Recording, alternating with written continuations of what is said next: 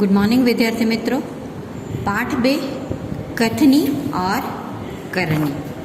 કહેવું કંઈક અને કરવું કંઈક બધા જ નાના નાના ટૂંકા પ્રસંગો આપણે જોયા। આજે અત્યારે આ વિડીયોમાં અભ્યાસ અને સ્વાધ્યાયપોથીના સવાલ જવાબ તરફ આગળ વધશું। શબ્દાર્થ અને મુહાવરે CWની નોટમાં 2 વાર લખવાના છે। અભ્યાસનો પ્રશ્ન પહેલો જુઓ, સોચ કર બતાઈએ। 4 પ્રશ્ન આપેલા છે।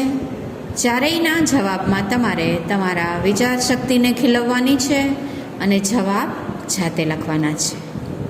પ્રશ્ન બીજો, યોગ્ય વિરામ ચિહ્ન ઉનકે નામ કી જોડ બનાઈએ। વિરામ ચિહ્ન આપેલા છે, એનું ચિહ્ન આપેલું છે, એની સામે એના જવાબ આપેલા છે। આપેલા બોક્સમાં તમારે જવાબ તમારી જાતે લખવાનો છે। આગળ વધશું। वाक्य को पढ़कर उचित विराम चिन्ह का प्रयोग कीजिए। આગળના વિરામ ચિહ્નો જોઈ અને આપેલા વાક્યમાં તમારે યોગ્ય વિરામ ચિહ્ન મૂકવાનું છે। પ્રશ્ન ચિહ્ન, ઉદ્ગાર ચિહ્ન, યોજક ચિહ્ન, અવતરણ ચિહ્ન કે પૂર્ણ વિરામ જે આવતું હોય એ આપેલા વાક્યમાં મૂકવાનું છે। પ્રશ્ન ત્રીજો, निम्नलिखित वाक्य में से जातिवाचक संज्ञा के आसपास राउंड कीजिए। એટલે કે ગોળ દોરવાનું છે। જાતિવાચક સંજ્ઞા આગળના વિડીયોમાં આપણે શીખી ગયા। જાતિ બતાવતી, સમૂહ બતાવતી સંજ્ઞાને નામને જાતિવાચક સંજ્ઞા કહેવાય। આ પ્રશ્ન પણ તમારે તમારી જાતે CWની નોટમાં લખવાનો છે। પ્રશ્ન 4, कथनी और करनी में समानता रखने में मुश्किली आती है या नहीं। मारी दृष्टिए ચોક્કસ આવે છે। કહેવું કંઈ અને કરવું કંઈ ચર્ચા કીજીએ। આમાં પણ તમારે તમારા વિચારો તમારી રીતે વ્યક્ત કરવાના છે। પહેલાં ગુજરાતીમાં અને પછી હિન્દીમાં લખવાનું છે। પ્રશ્ન 5, પરિચ્છેદ પढ़कर प्रश्न के उत्तर दीजिए।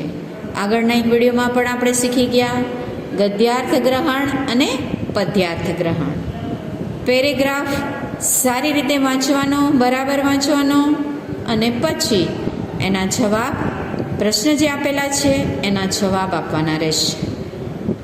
ગદ્યાર્થ ગ્રહણ અને પદ્યાર્થ ગ્રહણ આ પેરેગ્રાફ તમારે સુંદર લેખન તરીકે પણ તમારી CWની નોટમાં લખવાનો છે।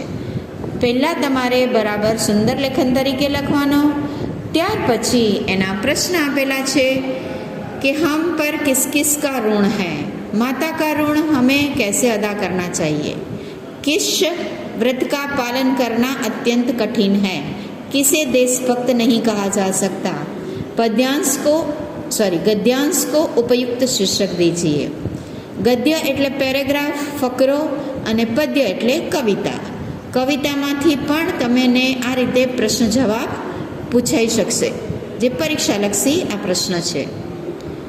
હવે આગળ વધશું સ્વાધ્યાયના સવાલ જવાબ તરફ।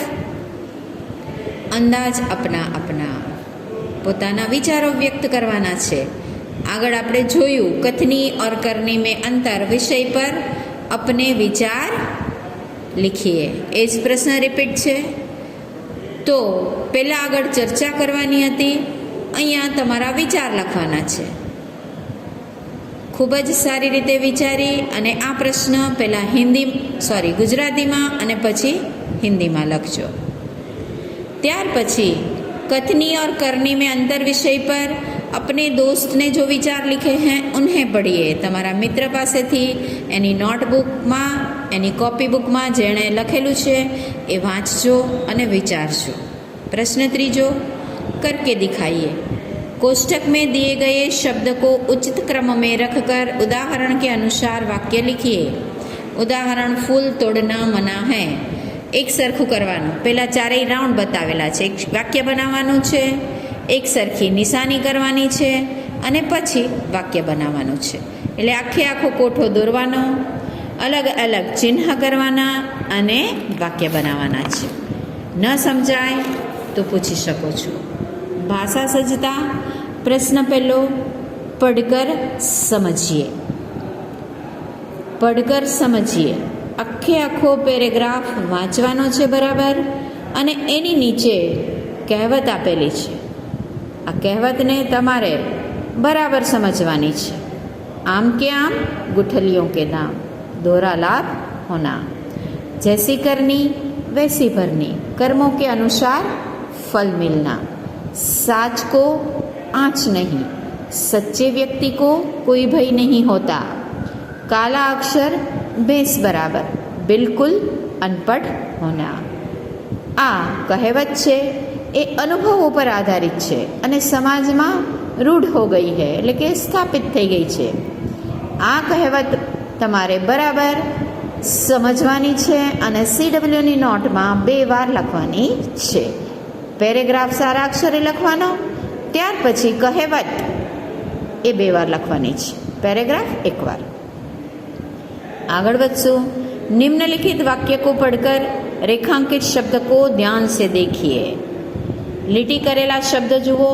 અહિંસા, ચઢાઈ, વિનમ્રતા, શાંતિ, પ્રેમ અને ક્ષમા. આપેલા જે રેખાંકિત શબ્દ છે એ શબ્દ ગુણ, દોષ, ભાવ, દશા વગેરેનો નિર્દેશ કરે છે. તો આ બધા શબ્દને કહેવાય ભાવવાચક સંજ્ઞા. ભાવવાચક સંજ્ઞાનો બીજો પ્રકાર જાતિવાચક સંજ્ઞા. પછી આપણે આજે ભાવવાચક સંજ્ઞા જોઈ. જે શબ્દ ગુણ, दोष, भाव, दशा आदि का बोध करते हैं, कराते हैं, वे भाववाचक संज्ञा कहलाते हैं. એ માટે ઉદાહરણ આપેલું છે. निम्नलिखित शब्द में से भाववाचक संज्ञा के ચોકોર પર સહી કા નિશાન કીજીએ. ચોકોર એટલે ચોરસ ઉપર તમારે જે સાચું ભાવવાચક સંજ્ઞા છે એના ઉપર તમારે નિશાની કરવાની છે. બરાબર. પછીનો પ્રશ્ન જુઓ. निम्नलिखित वाक्य को पढ़िए, रेखांकित शब्द को ध्यान से देखिए. रेलवे स्टेशन पर लोगों की भीड़ रहती है. बच्चों की टोली होली खेलने निकली है. सभा में कई लोग इकट्ठे हुए हैं. उपयुक्त वाक्य में रेखांकित शब्द भीड़, टोली और सभा समूहवाचक संज्ञा कहलाते हैं. संज्ञाનો ત્રીજો પ્રકાર સમૂહવાચક સંજ્ઞા. પહેલી જાતિવાચક, બીજું ભાવવાચક અને ત્રીજું સમૂહવાચક. વ્યાકરણના વિભાગમાં CWની નોટમાં પાછલા પેજ ઉપર વ્યાકરણ વિભાગ બનાવજો અને આ ત્રણેય સંજ્ઞા વિશે લખવાનું છે. સંજ્ઞા એટલે નામ અને એના જે આ પ્રકાર છે એ પ્રકાર ઉદાહરણ સાથે લખવાના છે. ન સમજાય તો વોટ્સએપ દ્વારા પૂછી શકો છો. ચાલો ફરીથી સૂચના કે કાંઈ પણ ન સમજાય તો વોટ્સએપ દ્વારા પૂછી શકો છો. ત્યાર પછી જુઓ આપણી प्रवृत्ति योग्यता विस्तार. विभिन्न स्थानों पर लिखी हुई सूचनाओं को पढ़िए और कक्षा में उसकी चर्चा कीजिए. ઘણી જગ્યાએ જઈએ, રેલવે સ્ટેશન, હોસ્પિટલ, અમુક એવા સ્થાન કે જ્યાં સૂચના લખેલી હોય છે, તો તમે કઈ કઈ જગ્યાની મુલાકાત લેશો અને ત્યાં કયા કયા વાક્ય લખેલા હશે એની માત્ર તમારે નોંધ કરવાની છે. બરાબર. बीजो है अपनी प्रवृत्ति गीजूभाई बधेका और पंचतंत्र की कोई 3 कहानियाँ पढ़कर उनका सारांश भीतपत्र एटले के बुलेटिन बोर्ड पर रखिए. आ प्रवृत्ति शाळा शरू थई जाए पछी आपणे करशुं, पण तमारे गीजूभाई बधेका अने पंचतंत्रनी कहानी सारी 3 वार्ता वांचवानी छे अने 3 वार्तानो बोध तमारे CW में लखवानो छे. समझाणो. कोई पण सारी 3 वार्ता तमारे वांचवानी छे. दादा दादी ने कहेशो, मम्मी पप्पा ने कहेशो, ए पण तमने कोई सारा प्रसंग जणावशे के जेमांथी आपणने बोध मळतो होय, जेमांथी आपणने उपदेश मळतो होय. एवा 3 प्रसंग अथवा 3 वार्ता तमारे एनो मात्र सारांश CWनी नोटमां लखवानो छे. न समजाय तो 4 वाग्या पछी वॉट्सएप द्वारा पूछी शको छो. Stay home, stay safe, have a good day.